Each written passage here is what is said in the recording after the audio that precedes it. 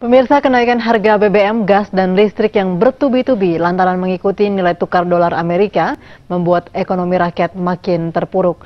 Namun di saat yang sama pemerintah menyetujui kenaikan uang muka mobil pejabat sebesar 210 juta rupiah per orang. Uniknya Presiden mengaku tidak tahu telah menandatangani Perpres dan menyalahkan Menteri Keuangan karena dianggap tidak cermat. Di tengah hubungan tidak harmonis dengan pemerintah, DPR justru mengajukan kenaikan anggaran bagi mereka sendiri.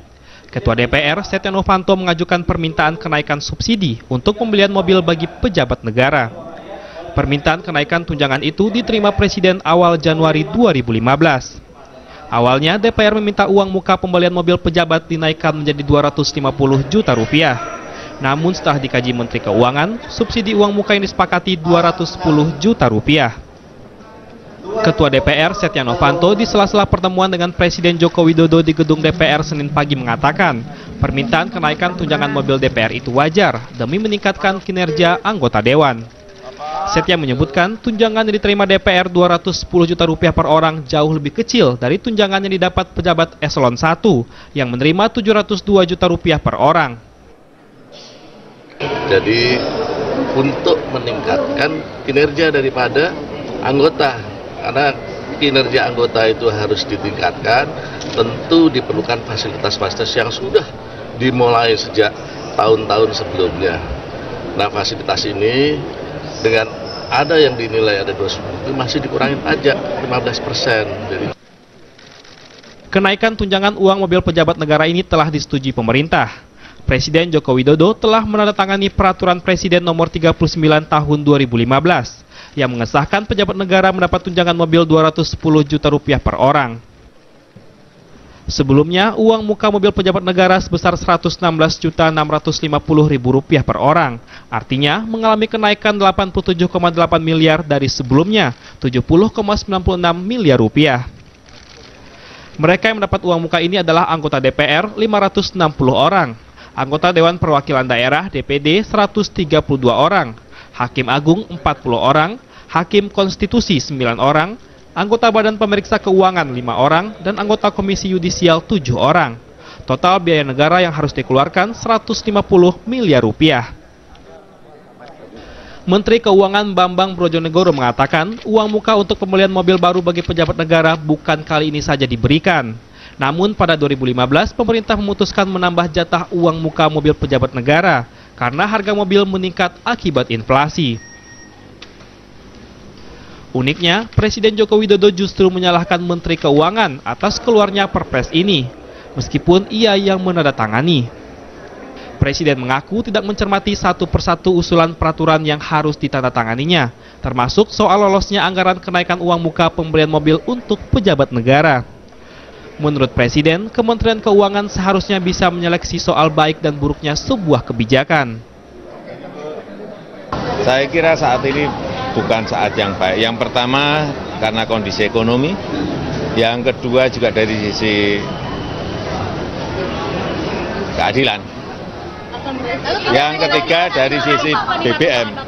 Ini tindakannya apa nih Pak? Coba saya lihat lagi, sekali lagi saya tuh setiap hari tanda tangan segini banyak. Nggak mungkin satu persatu saya lihat. Kalau sudah ada tanda tangan yang yang paraf itu 10 orang atau 5 orang, apakah saya harus ngecek satu persatu? Berapa lembar satu perpres, satu kepres? Namun Presiden Joko Widodo membantah kecolongan dalam kebijakan kenaikan uang muka mobil pejabat negara yang mengundang kontroversial ini. Ia hanya menjelaskan bahwa setiap kebijakan yang melibatkan uang negara yang besar seharusnya dibahas dalam rapat terbatas atau rapat kabinet. Tim Liputan, JAK TV.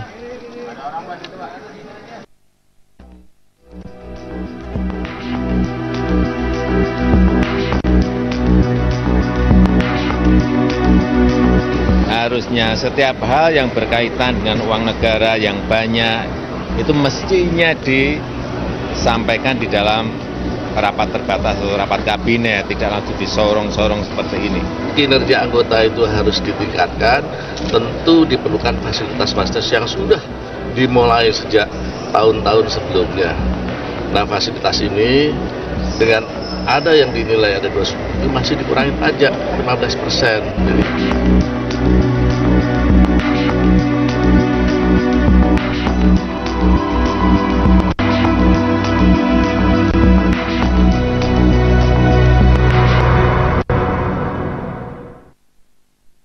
Ya, dalam perkembangan hari ini memang Menteri Sekretaris Negara Pratikno mengatakan bahwa Presiden dan DPR telah sepakat bahwa Perpres akan dicabut, namun masih akan menunggu keputusan dari Presiden. Namun demikian kita akan membahas mengenai hal ini bersama dengan dua narasumber di studio pada malam hari ini. Bersama dengan Pak Fadli Nursal, beliau adalah Wakil Sekretaris Fraksi P3 DPR RI. Selamat malam, Pak. Assalamualaikum. Waalaikumsalam. Dan juga dengan Pak Indria Samego, seorang pengamat politik. Selamat malam, Pak Indria. Selamat malam. Terima kasih bersama kami.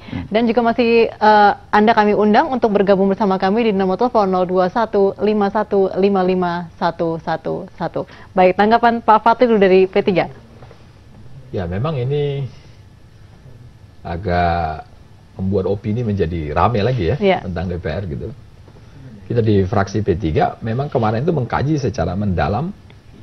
Karena itulah kemarin secara terbuka P3 telah menyampaikan bahwa perlu dikaji ulang memang. Keberatan dengan ini. Walaupun tadi Pak Setia Novanto mengatakan bahwa ini wajar saja untuk menunjang kinerja dari anggota DPR, karena anggota DPR juga termasuk di dalamnya yang akan menerima tunjangan ini. Ya, itu tadi. Karena justru memang yang jadi persoalan sekarang kan kinerja. Gitu. Memang ada yang confused di kita. Kalau dilihat angkanya 210 itu ya tentu nggak bisa mobil apa yang ya tentu Mopnas, mobil murah dibanding eselon 1 yang ada di Dirjen atau eselon 1 yang ada di pemerintahan gitu. Dengan angka 2 juta belum maintenance dan sebagainya. Nah, tetapi memang opini terhadap DPR ini memang lagi sedang tidak maksimal. Tidak pada posisi yang pada posisi rawan lah, lebih enaknya menjadi gitu, sorotan masyarakat. Jadi sorotan, sehingga kalaupun DPR mendapatkan jangankan angka segitu, jangankan dari 116 juta ke 210 menjadi 116 ke 150 saja, itu pasti akan rame gitu loh. Nah, karena itulah kita mungkin waktunya belum tepat untuk membicarakan ini, perlu kita mengkaji ulang. P3 sepakat bahwa ini harus dikaji ulang. Belum saatnya sekarang untuk menaikkan. Karena situasinya yang tidak tepat. Padahal kita menyadari loh, Mbak Sheila harus tahu ya, untuk ruangan saja, ruangan DPR itu dibanding Kadipre Bulog di provinsi, kepala bulog provinsi, setelah dulu kan Kadolog gitu. Itu 4 sampai 5 kali lipat di bawah ruangan. Maksudnya luasnya? Luasnya, fasilitasnya, dan sebagainya gitu loh.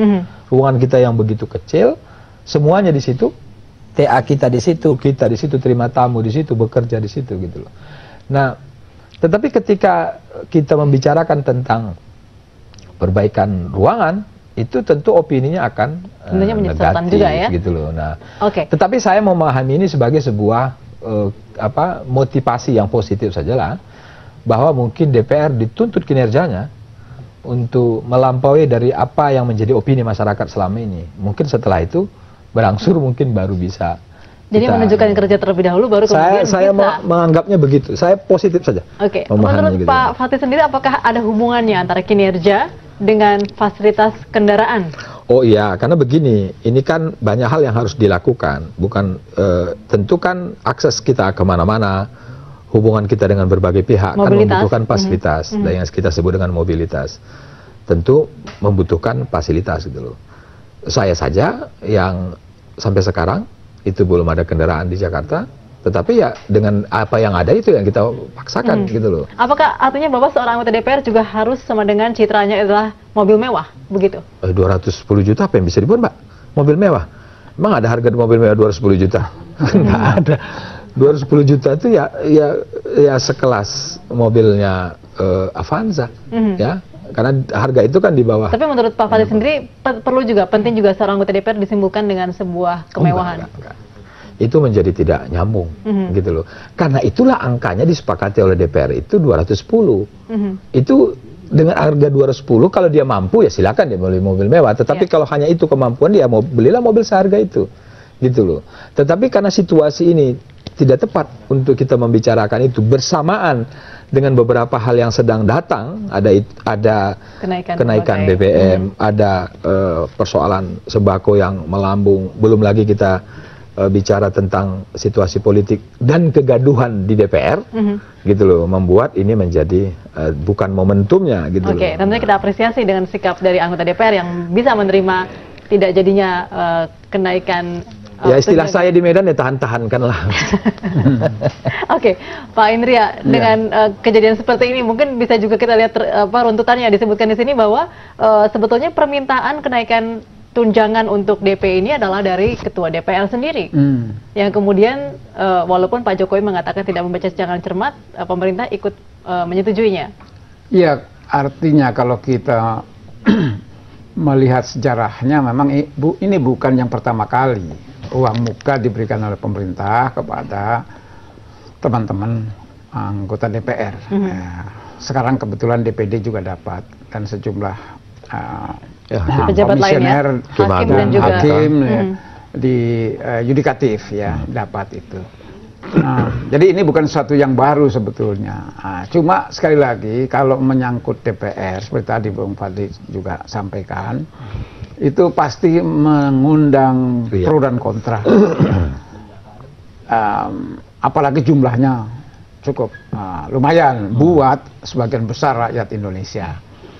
Nah, kenapa? Ya, saya kira masalahnya tetap pada persoalan trade off ya, untung rugi. Jadi kalau misalnya anggota dewan ini, ya memang betul juga, apalagi nomenklaturnya adalah pejabat negara, ya pejabat tinggi negara, maka dia minta disamakan dengan minimum sekjen, minimum eselon 1 pemerintah, sehingga pernah juga mau membangun gedung baru gitu kan.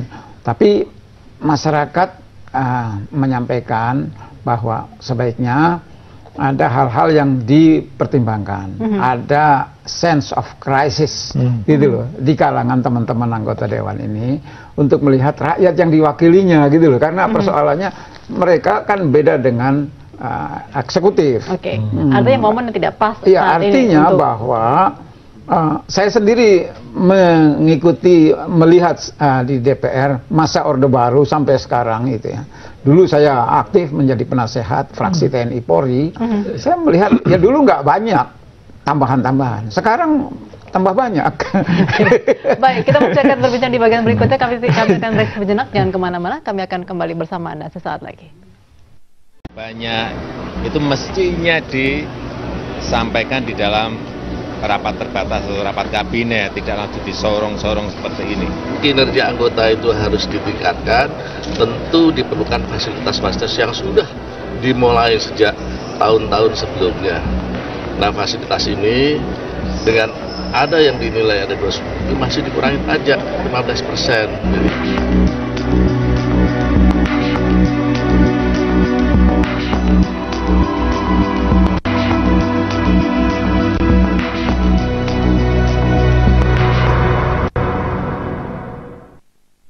Ya, terima kasih Anda masih bersama kami. Baik. Ya, Pak Jokowi mengatakan tidak mengetahui mengenai rencana kenaikan ini karena tanda tangannya banyak sekali. Kalau menurut Anda, DPR sebagai pihak yang juga mengawasi Presiden? Ya, saya mau melihat dari dua hal ya. Hal yang pertama adalah bahwa pernyataan Presiden itu menjadi sesuatu yang mengagetkan buat saya. Mungkin juga banyak teman-teman gitu. Seorang Presiden tidak mengetahui hal yang sebegitu penting kan, terkait dengan penggunaan anggaran dan penggunaan anggaran itu, apalagi digunakan untuk pejabat tinggi gitu loh.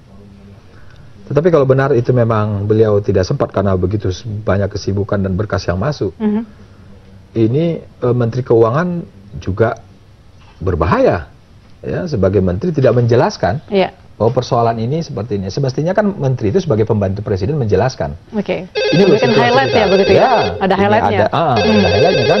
Ini adalah persoalan di sektor ini persoalan di sektor ini persoalan di sektor ini. Ini yang mengalami kenaikan, ini tidak. Kemudian ini seperti apa, dampaknya seperti apa. Mestinya itu dijelaskan kepada presiden kalau itu terjadi. Tetapi pernyataan presiden bahwa beliau tidak tahu itu sungguh mengagetkan dan agak aneh mungkin masyarakat juga menilai yang seperti itu ya? Ya aneh lah. Oke, baik, kita akan angkat telepon terlebih dahulu. Selamat malam. Halo, selamat malam. Ya, silakan, dengan siapa di mana, Pak? Selamat malam. Iya, langsung saja Pak, kami dengar dengan baik komunikasinya. Dengan siapa di mana? Anjar di Bogor.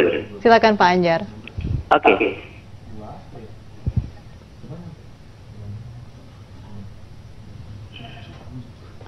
Ya, Pak Anjar, mohon komunikasi hanya melalui telepon, jangan melalui televisi Anda. Silakan. Tampaknya terputus.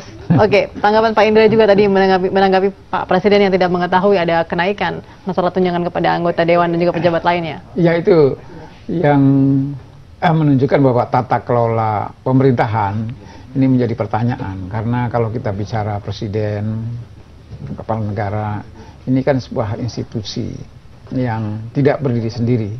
Dia melakukan fungsi-fungsi yang dideliver oleh timnya, ya, dalam dalam hubungan ini kan paling tidak ada 2 menteri, Seknek, Sekap, dan Keuangan gitu kan. Nah, apalagi menyangkut hal-hal yang agak sensitif. Seperti tadi saya bilang, apapun yang diminta DPR ini selalu menimbulkan reaksi, gitu kan. Sensitif sekali mestinya, jangan lihat rupiahnya. Itu yang harus dilakukan ya. Berarti ada sesuatu yang harus diperbaiki dalam hal tata kelola pemerintahan itu. Cek recek, koordinasi gitu kan. Siapa melakukan apa gitu. Ya, seorang kepala negara tentu saja banyak yang harus tanda tangani, tapi itu tidak perlu dijadikan alasan, apalagi di depan umum gitu kan. Tidak bisa menjadi alasan yang kuat. Ya, di depan umum gitu kan. Dia harus take in charge, ya, mengambil oper semuanya kalau ini menyangkut persoalan kerja pemerintah. Jadi tidak bisa disalahkan pada anggotanya. Kalau enggak benar anggotanya tinggal diganti saja, susah amat kan gitu. Oke. Itu saja saya kira. Baik, sekarang ini akan dievaluasi lagi dibatalkan begitu ya, dan nanti menunggu Kepres lagi. Ya, secara prosedural sih bisa saja gitu kan. Tapi ini menunjukkan bahwa perencanaan kembali lagi. Ya, Presiden bisa membatalkan itu, ya, Perpres, apalagi Perpres, undang-undang pun bisa dibatalkan oleh Perpu gitu kan, bisa saja urgensinya, jadi sense of urgency. Tapi sebelumnya kok seolah-olah tidak ada sense of urgency, sense of crisis. Nah, kenapa ini? Padahal ketika Presiden mendapatkan pengalihan dari Presiden Yudhoyono bahwa menterinya akan diberi ini, langsung ditolak. Kenapa sekarang tidak terjadi dalam kaitannya menjadi tanda tanya besar tentunya begitu ya, kalau ini tidak diketahui oleh Presiden. Mungkin terakhir Pak Fadli, ada yang ingin Anda sampaikan?